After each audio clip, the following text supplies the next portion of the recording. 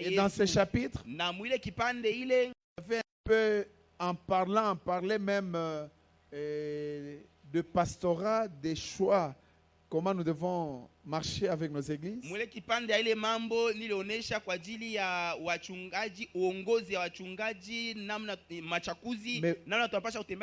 frère, Dieu n'a pas besoin de 1000 tabernacles au Congo ou de 100 000, non. Ce n'est pas ça. Il a besoin des gens qui peuvent croire la parole et vivre la parole. Et quand vous faites quelque chose, rassurez-vous que ça c'est la parole de Dieu. Et très souvent, nous nous influençons même pour choisir les églises.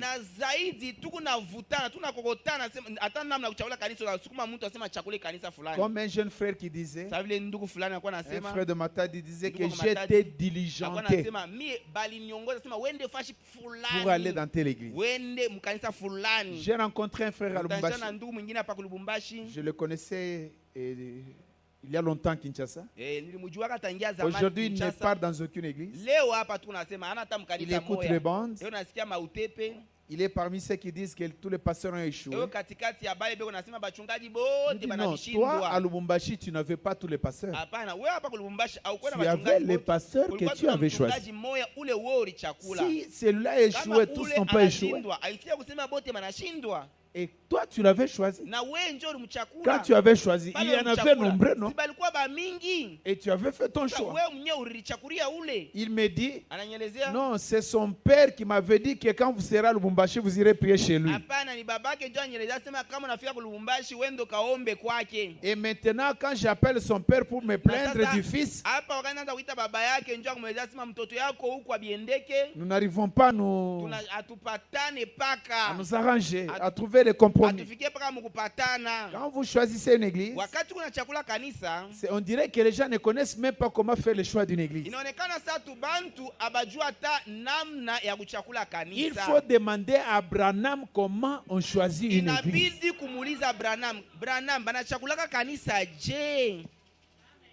Dans la foi, c'est notre victoire. Avant de choisir une église, vous devez connaître ce que cette église-là soutient, les principes que l'église soutient.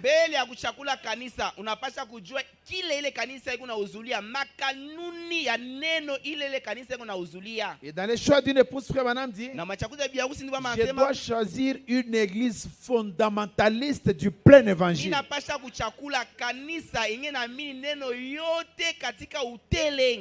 Regardez. Dans la prédication remplir de fausses la vallée, Frère Branham dit au paragraphe 37, vous savez, il y a quelque temps, j'ai appris qu'une église, là dans le nord de l'Indiana, procédait à l'élection d'un pasteur.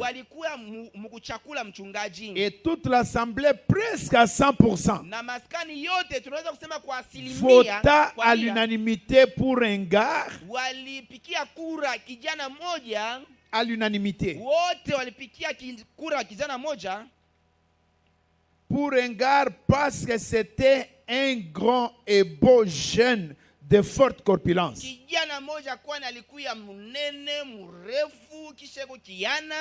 j'ai demandé à une vieille dame, j'ai dit, comment avez-vous voté dans tel cas?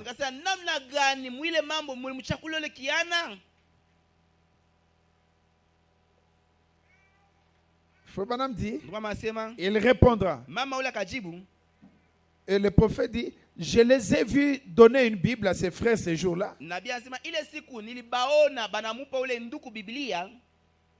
Lorsqu'ils l'ont fait entrer dans l'église et qu'ils lui ont accordé le privilège d'être leur pasteur. Et j'ai dit, j'ai toujours dit que c'était un bel homme. J'ai dit, mais ce n'est pas tout, sœur. C'est un bel homme, mais ce n'est pas tout. Voilà le problème. Que prêche-t-il? Quelle nourriture donne-t-il? Donne-t-il comme nourriture une sorte de petit programme de révélation? Parle-t-il des roses et des fleurs? Ou de qui sera le prochain président? Ou des matchs de baseball? Ou bien d'un pique-nique? Ou d'une fête? Ou alors prêche-t-il la parole de Dieu? Et se tient-il fermement là-dessus? Oui. Amen. Il faut quelqu'un qui prêche la parole de Dieu et qui s'en tient fermement là-dessus. Et à une jeune dame, j'ai demandé, eh bien, vous, et vous? Il m'a présenté ses excuses pour cela. Après avoir voté, il a présenté des excuses pour cela. Mais écoutez, c'est la manière dont votent les gens. Ils votent sur base de ce qu'ils voient. Une fois en Israël, on devait choisir qui devait prendre la place de Saül. Et alors Saül dépassait toute son armée de la tête. Alors le prophète prit la corne d'huile et s'est rendu chez Isaïe pour oindre un de ses fils comme roi. C'est le Seigneur qui le lui avait dit. Mais il a dit, tu ne oindras que celui que j'appelais.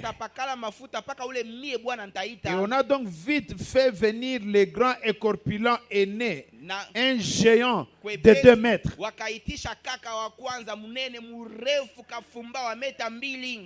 Et le prophète a dit, oh là là, n'aura-t-il pas un bel aspect lorsqu'il se tiendra à la chair avec ses vêtements lui allant à merveille?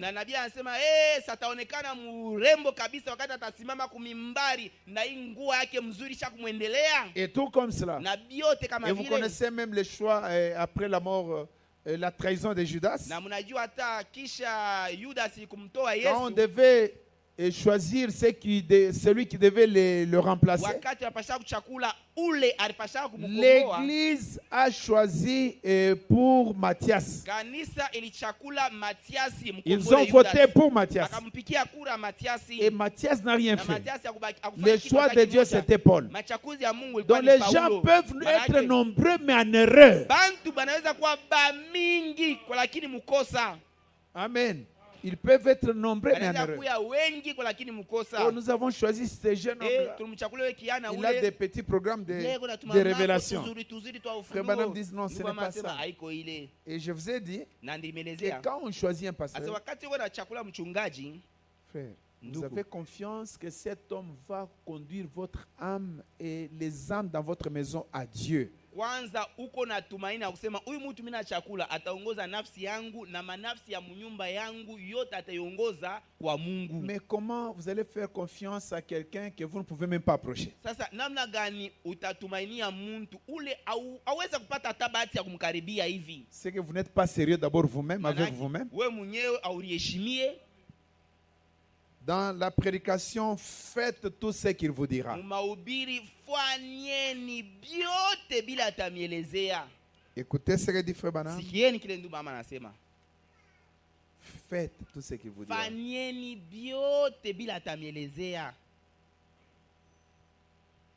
Au paragraphe 20 à 22.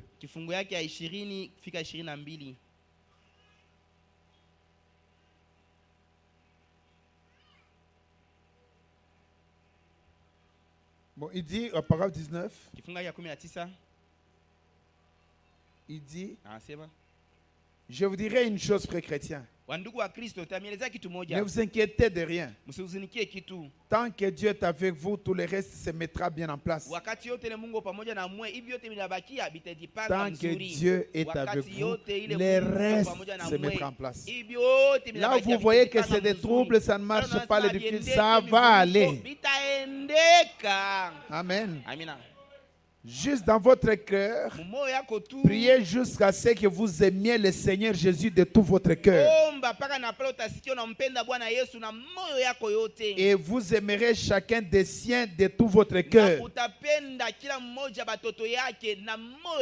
Et vous aimerez chaque pécheur de tout votre cœur. Vous aimerez tout le monde. Et les gens sauront que vous les aimez. Peu importe combien vous essayez d'imiter cela, vous ne pouvez pas y arriver. Les gens sont plus avisés. Particulièrement ceux qui sont spirituels.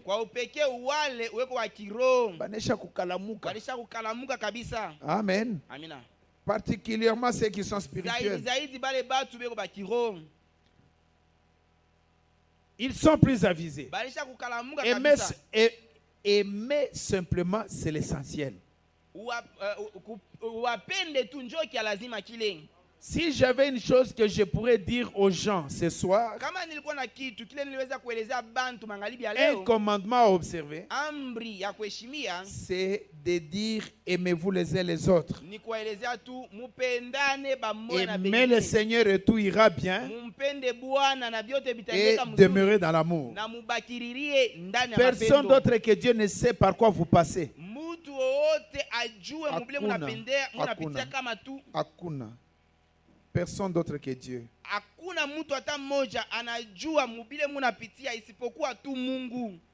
Toutes les heures de la nuit, j'ai prié jusqu'à devenir si faible que je pouvais à peine me tenir debout. Et j'étais inconscient, marchant avec un oreiller en main la nuit cherchant à dormir, pensant que j'allais prier pour le malade. Pas seulement cela, mais là-dedans, des démons qui sont sommés.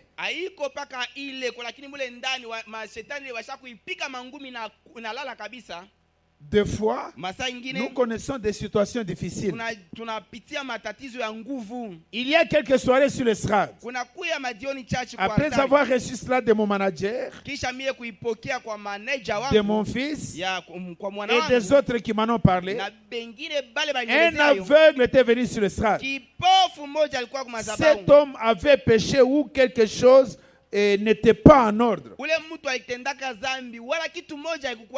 J'ai simplement prié puis je l'ai renvoyé. Quelque chose a dit. Eh bien, je pensais que si je demandais qu'un miracle soit accompli, des fois comme cela, cela fait obstacle à la ligne de prière. Les autres attendent à ce moment-là. Quand je suis dans la ligne de prière, si je dis, bon, toi, tu peux patienter, comme tu es aveugle, le Seigneur a accompli un miracle. Frère Branham dit que cela a perturbé la ligne de prière. Alors, les autres attendent dans ce moment-là, comme les a appelés Frère Bozoff, les autostoppeurs spirituels. Frère Bozoff les appelait les autostoppeurs spirituels.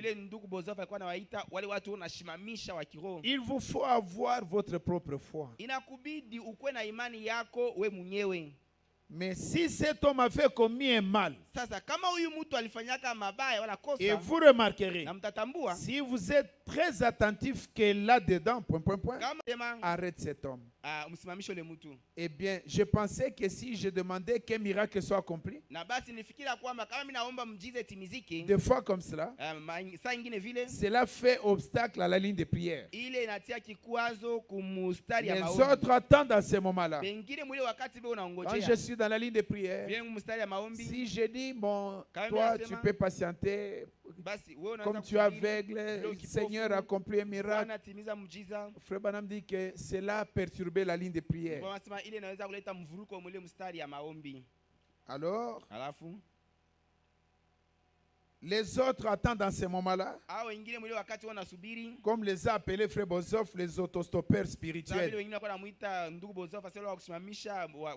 Frère Bozoff les appelait les auto-stoppeurs spirituels. Il vous faut avoir votre propre foi. Mais si cet homme a fait commis un mal, et vous remarquerez, si vous êtes très attentif que là-dedans, par exemple, si j'étais médecin et que vous veniez me voir en disant, oh docteur, j'ai de terribles maux de tête, cela revient tout le temps, chaque jour je n'arrive pas à m'en débarrasser. Et si je vous donnais une poignée d'aspirine et disais allez-y, ou si je vous donnais juste une injection pour arrêter les maux de tête, je ne suis pas un bon médecin. Amen. Je ne suis pas un bon médecin. Si je vous donnais juste une injection pour arrêter les maux de tête, je ne suis pas un bon médecin. Non, je n'en suis pas un. Ce que je ferai, j'essaie tout simplement de me débarrasser de vous.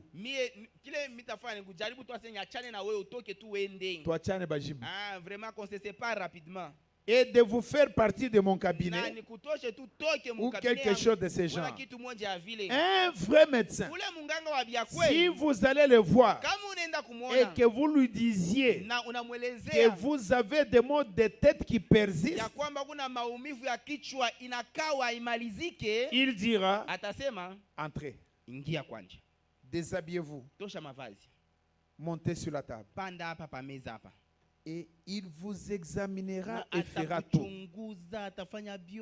Il ne vous donnera rien jusqu'à ce qu'il découvre pourquoi jusqu'à ce qu'il découvre pourquoi il vous donne cela. Un vrai médecin va faire le diagnostic du cas jusqu'à ce qu'il découvre où se situe le problème. Alors il va commencer à partir de là. Il sait sur quoi il travaille à ce moment-là. S'il vous repousse tout simplement, ce n'est pas un bon médecin. Juste une injection, juste un poignet d'aspirine. Frère Branham dit c'est la même chose. Et bien des fois en priant pour le malade, vous voyez les cas qui se présentent là. La véritable meilleure manière pour chaque cas serait de s'y mettre. Non pas dans une réunion de masse comme celle-ci, mais dans ma maison ou quelque part dans mon bureau, là où je peux prendre le malade et voir exactement où se situe le problème. Il y a une cause pour tout. Si vous observez bien, c'est très rare de m'entendre réprimander un mauvais esprit. Et Frère Branham continue. Il est en train de montrer que quand vous allez chez le médecin, oh, j'ai des maux de tête qui persistent. Il vous donne juste une injection pour calmer. Une injection de diclofénac. Donnez-lui des aspirines. Ce sont des calmants. Il veut simplement se débarrasser de vous. Alors si c'est un bon médecin, docteur, ça persiste. Ok, entrez. Dormez ici. Enlevez les habits. Il prend les stéthoscopes. Il commence à tout vérifier. Il prend tout son temps. Il cherche la cause. Qu'est-ce qui est à la base? Il prend le temps avec vous. Frère Branham dit c'est la même chose. Ce n'est pas dans une réunion de masse comme ça. Mais je dois vous recevoir quelque part, soit chez moi à la maison, soit peut-être dans mon cabinet, au bureau. Et j'ai le temps de vous poser des questions, de parler, de sonder dans votre vie. Amen. Et c'est ce qu'un pasteur doit faire avec sa brebis. S'il m'était donné de choisir un pasteur, moi je choisirais celui qui serait à mesure d'avoir même quelques minutes avec moi.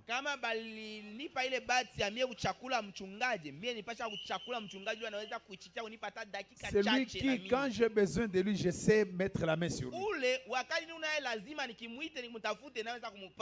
Amen. Voilà comment Frère Branham dit, nous avons choisi là un bon programme de révélation. Frère, révélation. Même la venue du Seigneur, font bien à prêcher. Hein? On ne prêche pas seulement pour dire qu'il est venu. La Bible dit que quand il viendra dans sa seconde venue, il viendra pour être glorifié dans les saints.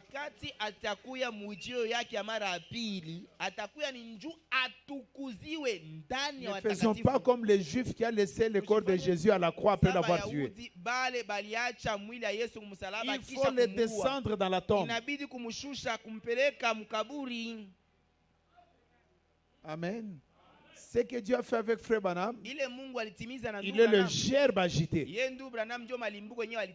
Mais la finalité, c'est d'amener ça dans le cœur de chaque croyant.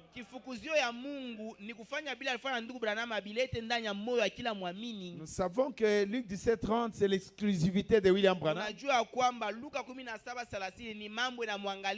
Mais quel est l'impact de ça dans la vie du croyant? C'est là que nous devons foncer. Amen. Préparer réellement un peuple pour Dieu. Alors c'était la parenthèse.